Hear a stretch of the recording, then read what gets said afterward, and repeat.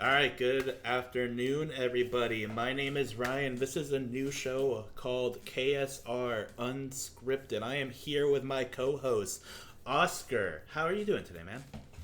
Yeah, I'm doing all right. How about your weather over there? My weather here. How's it going? Oh my God! I woke up today. It was like 40. I mean, how's the weather by you? Like 80? I wish. This is perfect Florida weather, It's the brisk breeze is starting to roll in. The brisk So, breeze. the brisk breeze. And so contextually speaking, it's cold. So I got a contextually cold. I don't want to hear about it in the north. That's a different kind of cold. You know what Over else? here, You know what else is contextually cold? The murder, what else? the cold-blooded murder of a squirrel. jumping right into it. All right, here we go. Yeah. People will find out where we're about pretty quickly. I mean, we've got a group of about 10,000 followers on the Facebook. I created an X account for our show. So those of us watching on Facebook, if you want to switch over to X, so that way you don't have to get zucked. Instead you can get musked. His musky muskness. But yeah, It's a difference between getting zucked and musked. I would rather be musked than zucked. If I had to meet either one in a dark alleyway, I would choose Musk every time. If I met Mark Zuckerberg in a dark alley, I have this feeling that I would be abducted through a UFO and taken to his little spaceship. I'm probably gonna get anally probed. I'm pretty sure he's into that. Who knows? Who's to say? Have you seen his eyes? He doesn't blink. He doesn't fucking blink. Yeah, he has one of those sideways eyes things that lizards have. I love how we're just talking about Mark Zuckerberg like this. Even though the podcast is mostly going to be on Facebook, I'm sure Zuckerberg appreciates that. I am sure that Zuckerberg has heard worse. I'm sure. I am sure. I'm sure he'll forgive me too. After all, he's Jewish, I'm Jewish. We're just gonna fucking roll with it. I don't want to go on a spaceship. He could be one of those alien Jews. I'm an Earth Jew. Are there alien Jews? As far as you know. As far as I know. Yeah. But Peanut the squirrel. What a tragedy. It's been like 2-3 weeks now, but I just feel for that guy. I don't know what. Go on. I actually have something I wanted to bring up about this, and it's a little bit of a hot take, not too much, but hear me out, okay? When everyone felt that the world changed after Harambe's death, it started a cycle, right? And then everybody felt like we entered a different timeline. Boom goes the dynamite. Peanut is down. Fred is down. And now we had two sacrificial smaller animals to make a new timeline, and here we are. Peanut and Fred. That's my take. The new Harambe. The new Harambe. New Harambes. The new Harambes. Oh my God. You ever see like some of those online photos where it's like shows a bunch of like figures up in heaven, like welcoming with open arms, and Harambe's up there. Well, Peanut and Fred are joining Harambe up there through heaven. They're having a great time. At least I hope they're having a great time. But can you imagine an assassination of a squirrel by the U.S. government? And I was reading the story. They decapitated these poor animals. They murdered them, decapitated them, all because they were TikTok stars. Well, apparently it was for a rabies test, but I have to say maybe there's a little bit more to it than that. I don't know. Maybe they want to mount it on the wall, saying, "Yeah, we got him. Yeah, fuck Peanut." But okay, I want you to imagine this. Okay, I'm going to make a long haul. This is a Hail Mary of an attempt here. Like I'm throwing the longest yard here. Okay, the next big prediction: Moo Deng will be the next Harambe. No, the panda. I'm got the pygmy hippo. Oh, that's right. It is the pygmy hippo. I remember now. Oh my God, I love Moo Dang. If they kill Moo Dang, I'll be so upset. Oh yeah, the world will be in total chaos. There's going to be, but that's just my long haul. I'm not saying I don't have any sources, but I will say that's my next big prediction right there. Dude, that is the cutest hippo I've ever fucking seen. I know. It stands for the rebel that's within us all. I mean, like, make America hippo again. MAHA. Dude. I mean, that's the RFK slogan. Speaking of RFK, our new health secretary, what do you think? I think every time I heard RFK speak, just the way so you can tell when a person is like me right now, okay, talking out of my ass, right? So I have to stutter, I have to stop, I have to recollect my thoughts, and then I go again. But with RFK, every time I ever heard him talk about anything that's health related, and I'm sure he's collected his thoughts before mid sentence, but every time I heard him, he's flowing, like aiming right for the hit. He's hitting bullseyes left and right. And I gotta say, when you speak with that much like authority and like he actually knows what he's talking about, and I'm rooting for him. I'm rooting for him. You know, one person who's not rooting for RFK, I'm rooting for him, but one person who's not. I'm looking at a New York Times article. Okay, a New York Times article. The failing New York Times. This failing New York Times. Oh my gosh. Here, I'm going to send you this really quick. Check in our recording studio. Our recording studio is Discord. I'm not going to make it any more than it actually is. But go ahead and look at what I sent you. You'll have to press Control P really quick because it's paywalled. Because apparently the failing New York Times needs more money, so they have. So I'm reading this article by Zainab Tufekci. What Tufekci? Okay, what a last name Tufekci is.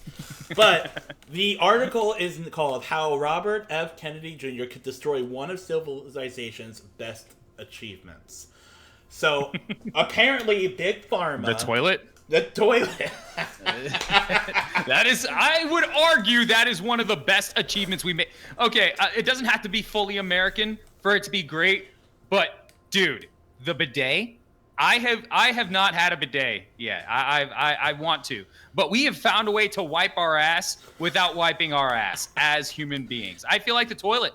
That's the best invention. I mean, listen. Not to mention, we don't poop in a corner like wild animals. I'm not a fucking Neanderthal. You know who didn't have to poop in a corner? Peanut the squirrel. He didn't have to poop in a corner. He probably got the best poops of any squirrel out there. Well, he had somebody else picking up after his poops. Hey, granted, I don't have people picking up after my poops. My poops go down the sewage lines. And these are the inventions that we needed here for humanity. Exactly. Oh my God, can you imagine living in the 19th century where you shit in a bucket and you have to go and wipe with your hand? Oh my God. The best invention, the sink. I am not an ape. I don't shit in my hands.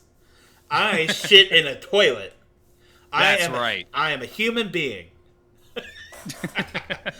But yes, plumbing. That would be the best. That would be one of civilization's best achievements.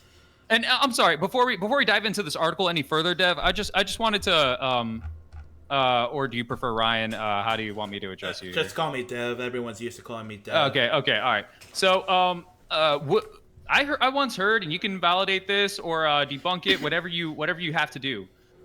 Because I was speaking with another mutual friend of ours, and he said that one of the signs of civilization that you look for, or one of the signs you look for whenever you're digging up the past, you're looking at other cultures and everything. One of the signs of civilization is actually plumbing, or actually like a sewage system, or something of the sort. Do you find that to be true, or what do you find in that? 100% true. Listen, in the Middle Ages, like around circa 900 to 1100 Common Era, however you want to fucking call it, I don't fucking care. However you want to call it, people are shitting in the streets. There was cholera everywhere, and this is like 500-600 years removed from one of the greatest civilizations known to history, the Roman Empire. Listen, in Rome, they had aqueducts, they had plumbing. Listen, people weren't wiping their ass with a hand. They were using a sponge, which isn't toilet paper, don't get me wrong. Like, you gotta reuse that. Step up? It's a step up. It's a step up. But here's the thing, they weren't using their fucking hands. Exactly. But, like, I would rather, like, if I were to live in a time, I would rather live in a time 700 years before 900 Common Era, in like the 200s. Like Rome was going through some massive changes in the 200s. They had multiple wars, like breakaway states. They were going through the crisis of the third century, but they had indoor plumbing. They had and that's plumbing. what separated them. Exactly. Like you put Humpty Dumpty back together again. Like, think about it. If you had two choices, nuke society back to the Stone Age, and lose indoor plumbing, like think about it. You're gonna go to war with China. You're gonna go to war with whoever it might be. The before you press that button, you have to think to yourself: is this worth not being able to shit in the toilet? I imagine that's how the negotiations went between Trump and Putin. Oh my God! Listen, before you decide to bomb, before you decide to attack us, I'll bomb you, and there goes your toilets. No, I bet. Is it worth not shitting in a toilet, Putin? I bet he's more likely to have had that conversation with Rocket Man. Oh, Little Rocket Man! Little Rocket Man. yeah, I firmly do believe that a conversation was had about toilets internationally. I mean, like, if there's any reason to not go to war, it would be, you'd lose indoor plumbing. The only downside... Keep the toilets. Keep the toilets. Keep the toilet. Hashtag keep the toilets. But Save the toilets. I want you to think... I want you to think about this. Think about this. Right. There's one nation with nukes that would not want to save the toilets. Luckily, they're allied with us. It's India. Yeah. Damn. A whole country of San Francisco. Do you think that if, and this is a personal opinion question again, do you think that if Xi Jinping went into India, they would clean up the streets for him? I mean, like, the reason why China hasn't invaded India is because they can't tolerate the fucking smell. That's saying something. That's the pot calling the kettle black. Like, imagine that your defense system, like, your national defense is, they don't want to invade us. We stink! What a defense. So, okay, quick story. Back in the day, I used to have this dog, and anytime she would, we would take her over to the vet or the vet or grooming place. We would have to walk her because we knew that she would poop before going in there. It was just what she did. I told a mutual friend of ours, and then he said, "Yeah, pooping is my self-defense mechanism too," and that is India.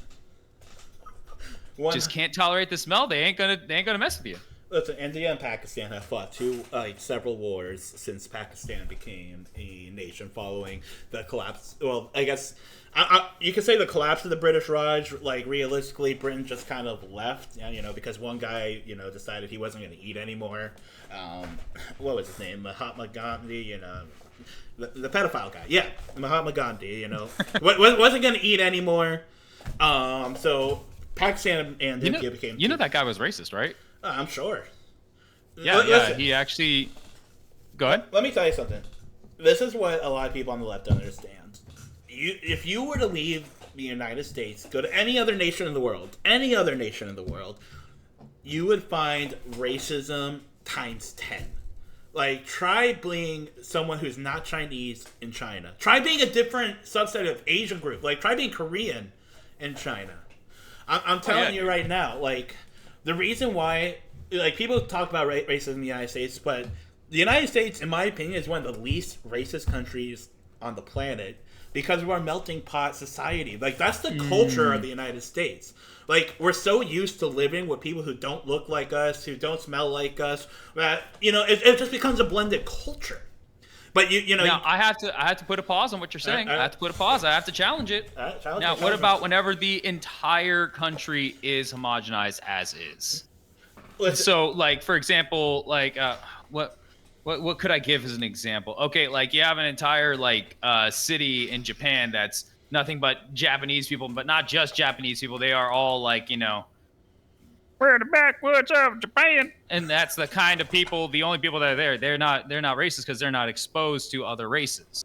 Would you find that to be true, or would you find it to be false? Because if another race did show up, it's because if another they're not. It's not whether they're racist or not. It's that they have a culture that focuses inward. And there's nothing wrong with that. I think Japan is a very great place. Japan is one of our greatest allies. World War II was a long time ago. Well, Japan, one of our greatest allies. Love them to death. But I promise you, if you took, I'm just spitballing here, like someone who's not Asian, someone who's not white, send them to like buttfuck village, Japan. I guarantee you're gonna have a similar experience there as you would if you went to like say Jasper, Arkansas. Very specific on that one. Very specific. That's a story for another day. Another day, indeed. I think now's a good time to get back into the story. What do you think? Let's do it. So, with RFK, one of the biggest things is he is such a threat to big pharma. And what I mean by that, did you know that the United States is one of only 2 countries in the entire world that allows the pharmaceutical companies to advertise their products? Yes, I actually am aware of that one, and it is fascinating to think that you can go to a country and not see a commercial for Ozempic or something. Or like, I don't know how to pronounce some of those drugs names. There's like 30 different letters or something, and then there's like, they call it the happy pill. You see Grandpa smiling. As he's smiling, they're reading off the side effects, diarrhea, suicidal thoughts, depression, risk of death, and all the while, Grandpa's smiling, fishing with his grandkids. Everyone's having a great time while he's reading these god-awful side effects. Like, holy shit. Grandpa must go down. Grandpa must go hard if, he's smiling when hearing all that. I don't know. I don't want to see his internet search history. But... But holy shit, like some of the fucking things on these, like, that these random ass drugs have, like, it's absolutely insane. The fact that they can advertise this shit. And, like, they push doctors to prescribe this shit. Like, vaccines are important. Older vaccines especially. Like, polio, not much of a thing anymore. Smallpox, literally the name vaccine comes from smallpox. But how on earth was a COVID vaccine developed as fast as it was? That was the COVID vaccine was developed in like 8 months. I've never go ahead. Let me hear your thoughts. Oh, I was going to say there's a certain distrust in the idea of vaccines, and I would say I would start it off with with a question for you. You ever heard of the Tuskegee experiments? I actually have not. Lay it on me. All right. This is I'll send you an article so you can actually see it. So this is actually I'll just read you the headline as I'm sending it to you. I'm sending it to you right now.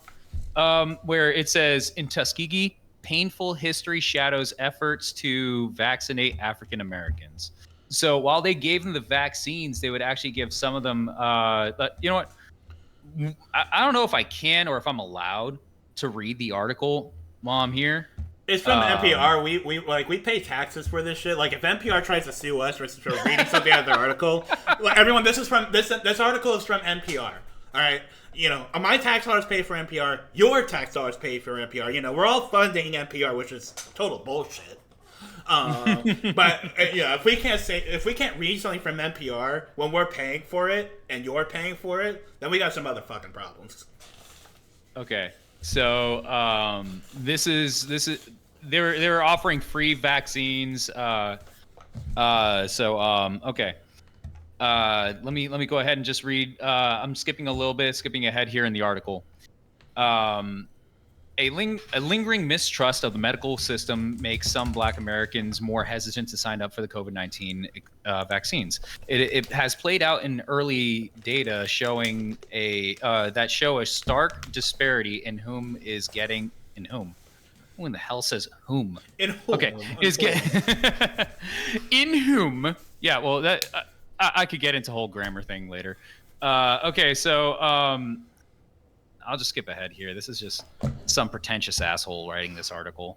Officially named the as on par for the course, officially named the study of untreated syphilis in the Negro male. I am reading the headline here in this article, by the way. I'm reading the article. The U.S. Public Health Service, working with the Tuskegee Institute, recruited hundreds of rural black men in 1932. Granted, a long time ago, but this is part of where do you really trust the authority of who you're getting your treatments from? The study offered free meals and checkups, but never explained that that participants would be human subjects in a study designed to withhold medical treatment. They had local leaders, church leaders, medical people to convince them to become involved with the study. Like, hello, is that seeming a little familiar here? So the person who said that was a nurse at the Central Alabama Veterans Healthcare System. Tuskegee, now a city of about 8,000 people, has a storied African-American history as home to the Tuskegee Airmen. Booker T. Washington and George Washington Carver were educators here. But the syphilis study also looms large in Tuskegee's collective memory. Owens, who is okay, so I'm just gonna go ahead and this thing's just like trying to cushion the fall of, oh, it wasn't that bad. No, it really fucking was. You had a whole bunch of people like signing up for free shit, and they get this vaccine that they're like, oh yeah, that's cool, but no, they actually made them fucking worse after all these things, and then. I don't know, dude. We want to talk about mistrust in the institutions. You want to talk about mistrust in people like offering you a free jab. Like, get the hell out of here, dude. We've already been burnt enough as Americans. And not only that, like this. And this was back during a time where black people were having like some major civil strife. I mean, they were like practically second-class citizens during the 1920s, 1930s era. It's hard to blame the black community for having such mistrust. I mean, after all, like, who trusts the U.S. government, and who trusts the U.S. government even less? Am I supposed to just expect for the COVID vaccine developed in 8 months to be a trustworthy study, and how can black men expect for it to be a trustworthy study, especially when they were basically like we test shit on rats, we test shit on mice, and back then we were testing shit on African Americans. Like, that's awful. That's fucking awful. Yes, and yeah, the subject of who it is. Like, I couldn't give any less of a shit if they were, what race they were, because ultimately you can fill in that blank with anybody, and I would still be upset. It's not the fact of whether or not it was black people that bothers me. Of course. It's the fact that we were experiments in the grand scheme of things. Because what do you think they did? Okay, I hate to be the guy. Hitler bad. Everybody, Hitler bad. Hitler bad. I don't know how much I can stress. Yeah. Raise the alarm. Hitler bad. Okay. So, what did they do in South Park? Woo, woo, woo, woo. With the PC principle. So Hitler bad. Okay. The Nazis did the same thing about whenever they had to experiment on people. They experimented on people that were lesser. They viewed lesser. So this is, and I'm going somewhere with this. So whenever there's an idea of I will do whatever to achieve whatever. So how can I do that? Well, I don't want to experiment on anyone I see as an equal. I will experiment who's lower on the chain. Who's lower on the chain? Whenever you have a cool study, it's not about race. It's a battle of rich and poor from the way I see it. They're not going to do it to what's his name, Bill Gates. They're not going to fucking put him through the jab. That's like, anything like that. Yeah, sure, whatever. Yeah, I just don't see it, man. You know what? I just don't see it. I'm willing to bet money. That Bill Gates has not gotten the jab.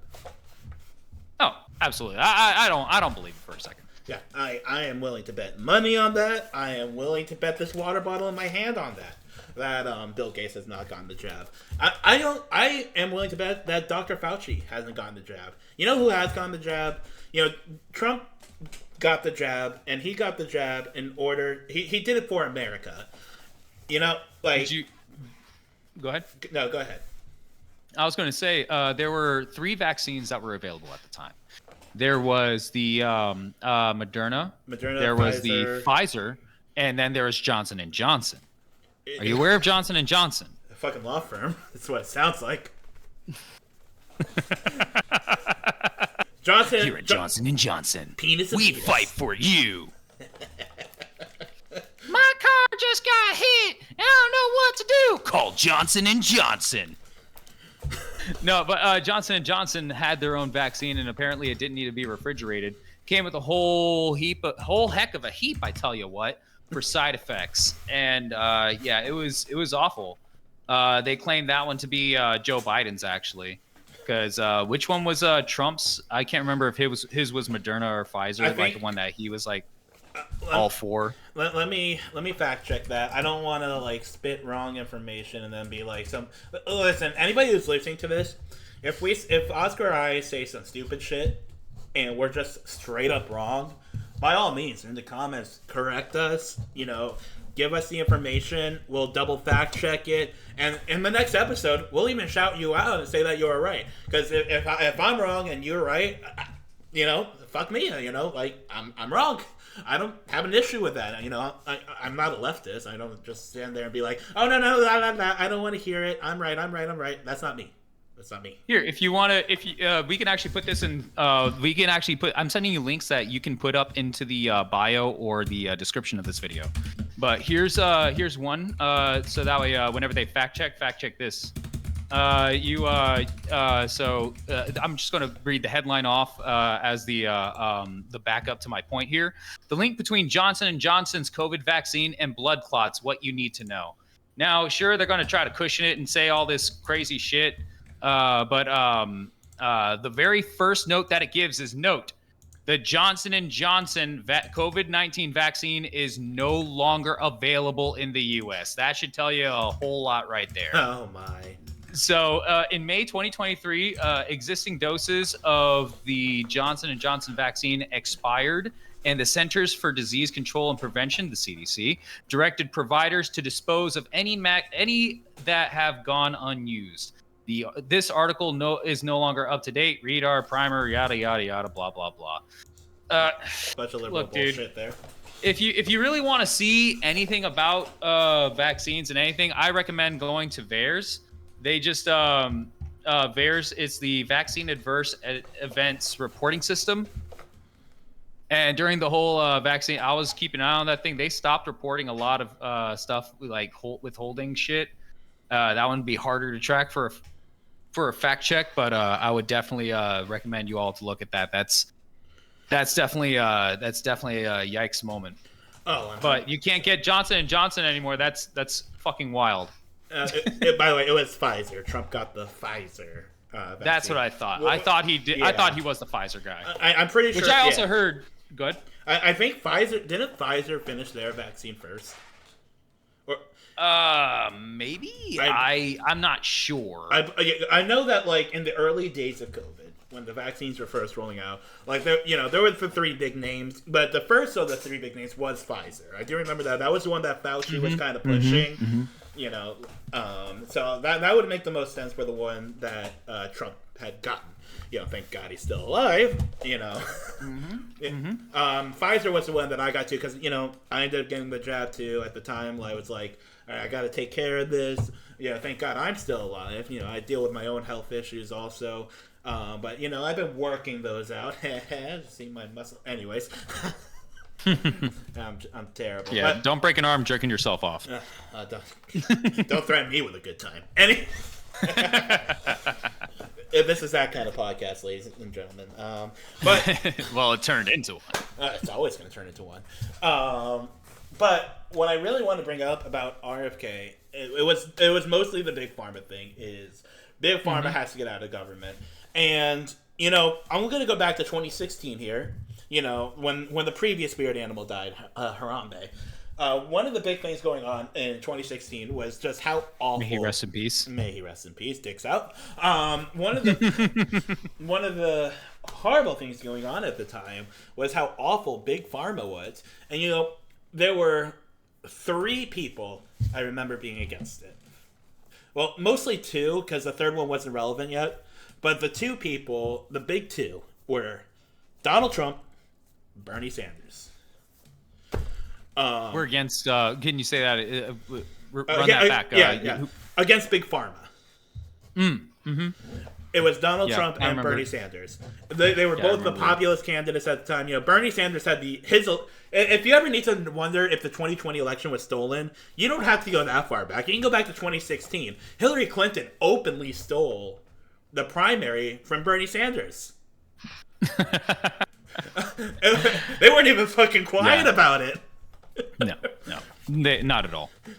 And that was honestly one of the most devastating things for me. I didn't like Bernie Sanders. He wasn't my cup of tea. I think he went too far with a lot of. He was talking about bread lines, and then that's a good thing. I'm like, whoa, hold up. I had to back away a bit after the Fidel Castro's thing. Like What do you say about Fidel Castro? Like he wasn't that bad. Oh no. Okay, so I have a construction background, and whenever I would go to one of these, I'd go to a job site, I go to a service call, whatever it is. They had I met this Cuban, and he would tell me about how it was and how he fled the country, and he's been living here in America ever since. And I asked him a bunch of questions like, dude, you do not want that. That's not a good place to be. What's shocking though is maybe it probably worked out for the best, but I'm gonna go back to the 2016 election. Mm-hmm. The important states that Hillary Clinton lost. I'm gonna go look up the election map really quick because they're important states. 2016 election map. Yes, I can carry the conversation until you. Yeah, go ahead. I can carry this on until. I'm Okay, there. I'm so- there. It's four. Oh, okay. It's All right, four. go It's, for it. look, there's 4 states I wanted to point out. And this was just as important in the 2024 election: Pennsylvania, Ohio, Michigan, Wisconsin. Hillary lost all 4. Kamala Harris lost all 4. You know who was a popular candidate in all 4? Bernie Sanders. Lay it on me. Like, I was really hoping you would say Harambe, like a bunch of people wrote his name in. I mean, in Ohio. In Ohio. Michigan's not going to vote for an Ohio guy, though. But what the reason why I bring this up, though, and why it's important, is if Bernie Sanders didn't have the election stolen from him, those 4 swing states, there's a very real possibility that Bernie Sanders wins all 4 of those states in 2016. I'm a Donald Trump guy. I'm a Donald Trump fan. But I have to imagine that when Trump, in 2016, when he won the Republican nomination, he must have been cheering his head off when he saw that Hillary Clinton was stealing the election from Bernie Sanders. Because Bernie Sanders would have been brutal for him. Brutal. Hillary Clinton has so much shit, so many controversies. I mean, Bernie Sanders does too. But Bernie Sanders also knows how to debate. I mean, Bernie Sanders I was watching the Democratic debates. He was on it. He actually could talk and carry a conversation. I agree with you on that. Obliterated Hillary in every single debate. The only thing that Hillary could do was talk about bullshit this, bullshit that, and then started stealing Bernie's ideas. That was what she was doing. And people were coming up with the Bernie Bros things as to why Hillary Clinton lost the election. No. The reason she lost the election was because she couldn't carry the swing states, which were heavily Bernie. Bernie. And so, where do those Bernie voters go? We end up in a shift. 2016, in my opinion, was an electoral shift where, back in the 90s, Newt Gingrich, during that time period, the Republican Party kind of transformed. We entered what was called the six-party system, where it's a very neoliberal versus a neoconservative type of party system. And we're in the middle of that shift. 2016 was the start of it, and I think 2024 was the confirmation of the seventh party system, which right now is Republicans are becoming more in some ways less socially conservative. There's plenty of socially conservative Republicans. I think that a lot of the older generation, but I mean there's a lot of liberal Republicans. And when I say liberal Republicans, I mean socially liberals. I'm gonna be honest, who's whether I agree with gay marriage or not doesn't matter. I don't care who's boinking who in each other's beds. Really not my business. I couldn't give a shit. What I do care about though is where are my tax dollars going? How are they being spent? And do I have to dot my T's and like cross my I's? And I said that on purpose. Dot my T's, cross my I's. Quote me on it. Do I have to check every single Twitter bio and be like, he, him? Okay, I gotta remember that. Oh, they, them. Come on, fuck on. Right. It's the idea of walking on eggshells. Exactly. Walking on eggshells is I don't feel free, and that's the best part about that's the best part about living in America. I can be free. You can be free. Don't infringe on my freedoms. Precisely. America. Look, and that I say what you want. Look, I'm a Jewish guy. I love being Jewish. I'm not super religiously Jewish because obviously I'm recording this on a Saturday. In theory, I shouldn't be doing shit right now. Here I am recording this, so obviously I'm not Orthodox. If that wasn't obvious already, I do my best to keep kosher. I don't eat pork. I don't eat meat and cheese. I kind of had I went through like an atheist phase back in my 20s, and I'm not in my 20s anymore. I think Winston Churchill said it best: if you're not a liberal when you're young, you have no heart. But if you're not a conservative when you're older, you have no brain. I have a brain, obviously.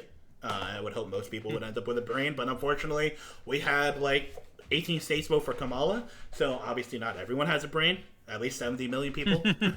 But the point that I'm trying to bring up is during this shift, the Republican Party had an issue, and that was that the Republican Party was aging rapidly, and they needed to get new voters. Donald Trump has done an amazing job pulling in millennial voters and Gen Z voters. And I think the Democrat Party, especially in the 2024 election, kind of confirms this. The 2024 election confirms this, by the way. The Democrat Party has been having a problem maintaining their younger voters because the Democratic Party does not target... a lot of people say uneducated versus educated voters, which is college degree versus no college degree. I think that term is stupid. I think we should start calling it indoctrinated versus non-indoctrinated people. I think that'd be a more accurate description. Definitely more accurate. But the thing is, these college liberals are so far radicalized that if they don't like the candidate, they're staying home. Kamala Harris raked in 15 million less votes than Joe Biden did in the 2020 election. And not We'll get into that. We're gonna get into that. And it's even more alarming when I say what I'm gonna say next too. In 2024, there are no COVID restrictions for going outside. You know when there were? 2020. When were the COVID? 2020. So how? Yeah, I really did not like that. How the fuck do 15 million more people vote for Joe Biden than Kamala Harris between the 2020 and 2024 election when people couldn't fucking go outside in 2020? Back in 2020, I was like, damn, Donald Trump lost, and the Jan 6 stuff happened, etc., etc. I was like, man, there's not a conspiracy. This is just our election process. But after this election, I'm flipping sides. What the fuck? How do 15 million less people vote for the Democratic nominee when we were in a restricted time? I've been saying it for 4 years. Nobody listens. I don't know. Maybe I was getting more and more red pilled over the last 5 years than ever before. But if anything, November 6th, 2024. It's not 6th. November 5th. Sorry, November 5th, 2024 says a lot more about 2020 than 2020 did. What are your thoughts?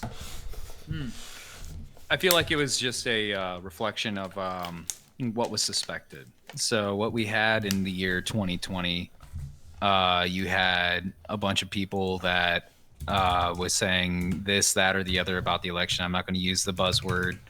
But I heard many people trying to soften or cushion the blow for that word.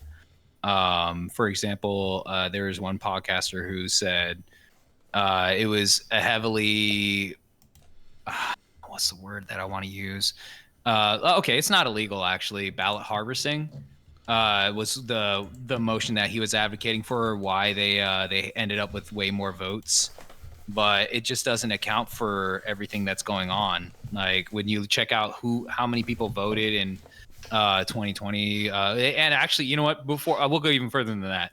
If you look at the previous elections, 2012, 2016, 2020, 2024, you see how much people voted, and I can provide addresses of people that voted, and nobody lives in that address. It's just a vacant lot. I can show you a few of those. It'd take me a couple weeks to pull up that, but whatever. If you guys really want to see that, but We'll post that on X. What I really don't like is how we got to this point. We got to this point by means of we elected some guy that was a political outsider. We looked to, Obama was an outsider. Kinda. So this was actually, and I brought up this factoid to Dev earlier today. I told him this was the first presidential ticket that did not feature these three names since 1993 or 1973. So there's Bush, Clinton, and Biden. You will see their names on every single presidential ticket since 1973. And we got to this point, like we're finally ready for it. And Obama talked about it change. Well, you still have the same names that I've seen since 1973. Can we actually see some change? And I'll let you say what you got to say after this one final thing. My parents, whenever we lived in Virginia, there were times in the Clinton administration where there would be a week where my parents had to live off of $1 to feed my brother and I. And it was devastating to hear that, because I didn't feel like we were broke, but damn, we weren't poor. We were Puerto Rican poor. That's what we were. And it's a different kind of poor, let me tell you. If you have nothing to eat, but you somehow manage to find like chicken and rice, that's what it was, because you could buy that shit bulk. But but then but every time, it was always during the Republican presidents where my father seemed to have enough for the table. And now that I own a home, I'm starting to see the difference of when Trump was in office versus Biden, and I'm just excited to see what's going to happen for these upcoming years. Yeah, and here are my thoughts on that also. Hold on 1 second. Sorry. There we go. Here are my thoughts on that too. Bill Clinton, when he was in office, ended with a surplus during from the national debt. Listen, I was born in 1993. My parents didn't really let me watch the news much because there was some shady shit going on. Something. Monica Lewinsky, something, not appropriate for 5-year-olds. Something. Right. But he ended with a surplus, and a lot of people like to use that as like a route of saying, "Hey, we need to go back to the Democrats. They're running a surplus here." No. That surplus had a lot of quotation marks around it. A lot of quotation marks. Really? Can you get into that? Yeah, of course. Listen, the housing bubble that crashed the economy in 2008 was a Bill Clinton era tragedy. So we ended with a surplus, but that bubble is going to pop. We ended in and Clinton also was overseeing the formation of the internet as a mainstream idea. So he didn't end in a surplus because of his policies. He ended in a surplus because America rapidly transformed in the 1990s with the onset of the internet. People moving to suburbs in a more rapid pace that wasn't seen since the 1950s. So the United States was getting wealthier and wealthier, but it wasn't because of what was happening in the White House. It wasn't because of what was happening throughout the world. It was because of what was happening on the screens right in front of you. So in the 1990s, poor people were still poor. They weren't seeing that internet money. They weren't making chocolate rain. They weren't getting that. That's right. They weren't getting that money. It's during the Republican presidencies that especially minorities are seeing like a greater influx of money. Not that the liberals will tell you that. To give you an idea, so as you guys couldn't figure out, he said Puerto Rican poor. Oscar is Puerto Rican, as you probably could tell. 54% of Hispanic men voted for Donald Trump. 54%. That's more than half. I can do math. I'm Jewish. I can do this. Let's do it. But 54%, that's a large number. That is a huge base that Democrats lose right there. And which is even funnier to think that Democrats are bringing illegal migrants over to the United States, and most of them are Hispanic. Sure, if you want to increase Trump's voter base there, once they figure out exactly what the fuck's going on. Like, people aren't fucking stupid. They might not be in our country legally, but they're not fucking stupid. Dude, just speaking to the legal ones, or even at a job site here and there, the legal ones can't stand the illegal ones more often than not. It's they went through the process, and then Jose Schmoze hops over the wall, and then he's here. I mean, dude, the stories I could tell you about when they went through coyotes to get here, earn about 1,600 to pay back those coyotes to get back over to their families working on these job sites. It's horrifying stories, but at the same time very interesting. So I'm sorry to cut you off. Go ahead. No, you're good, because I was going to ask you about your thoughts. I mean, you're Hispanic. 54% of Hispanic men voted in favor of Donald Trump. Hispanic women, as a whole, more in favor of Kamala. I think we saw that with women overall as a whole, except for white women. I think white women were 52% more in favor of Donald Trump than they were for Kamala Harris. The women voters there as a whole definitely favored Kamala Harris more, but male voters definitely came out more in force. And I think I think without the Hispanic vote, I don't know if Donald Trump wins. What are your thoughts on that? I don't think he would have won without the Hispanic vote. And one thing that we do see from the Hispanic side of culture is that it has been, and I believe it still is, at least to some degree, the ones that aren't completely Americanized, is a strong family unit. Something that we've held as a traditional value, we hold that as a traditional value here in America. We have a lot of modern values, which whenever you see a traditional home, men work, and then women, they do whatever they do. I'm not gonna be the guy to say what they do. So you got your workers, and you got your dishwashers. Where's that? No. Congratulations, you just alienated half of our audience. No, but that's not all that they are. They are the ones who take care of the family whenever they hold the critical role of nurture, and even Hispanic families, you still see that to a strong degree. Now, while they're nurturing and everything, they have more of an emotional connection, and they would appeal to those who appeal to them emotionally, which is what I see strongly from the left, even to this day, is a strong appeal to emotion, not exactly an appeal to reason or an appeal to logic, which is unfortunately just what I'm seeing. And that's why I believe that it even happens in Hispanic women whenever we see them voting for more on the left side of things. They see Kamala Harris talking about he's going to get rid of abortion. He's going to be the death of our country. He's going to... Anyway. Roe versus Wade, Roe versus Wade was overturned during Biden's administration. It was. No one's going to talk about it. But all it did was leave it back to the states. And I personally say we should just let people vote how they want to vote. Let them talk where they can talk. So just a little bit background on me. I don't believe in strong government intervention. If all governments could be erased in a single moment, I would love that very much. We should have a smaller government, not a bigger one.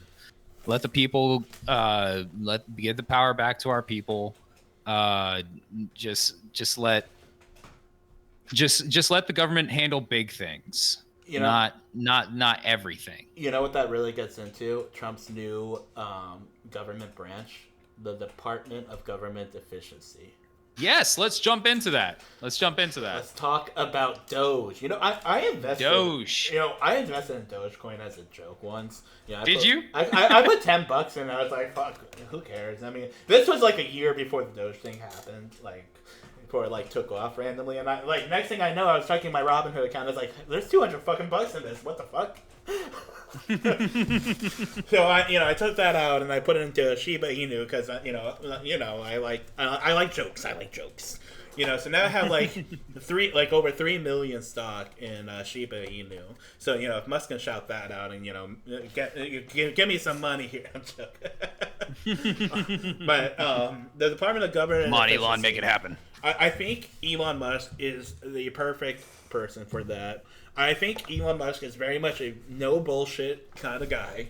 And there's a lot of bullshit in the United States government. There is a lot of agencies.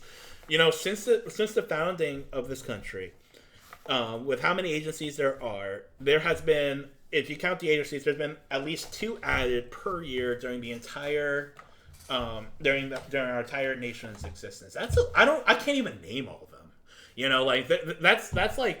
That's a shit ton of agencies, and I can't even name all that. So where the fuck is our money going? Like, go ahead. No, you go ahead. You go ahead, because you're gonna answer me. Where's my money? Where the fuck's my money? So you're gonna either be really happy or really pissed. This study cost the taxpayers more than $3 million over the course of a decade. Now, you guys may have seen the GIF or GIF, however you guys want to pronounce it. I pronounce it GIF. It's fucking GIF. If you say GIF, you're wrong. You're just wrong. So it's called the Shrimp Treadmill Study. Have you seen this, Dev? I have not. Lay it on me, bro. All right. So we invested $3 million. Let me see. Okay. Yes, the Shrimp Treadmill cost taxpayers more than $3 million over the course of a decade.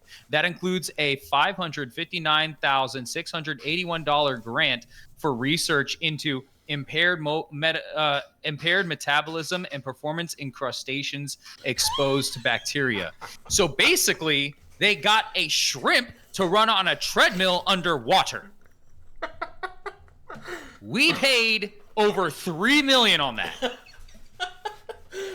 I will send you this article right now. I'm sure now that you see this, you're gonna, like I said, you're either gonna be really, really pissed or just dying laughing.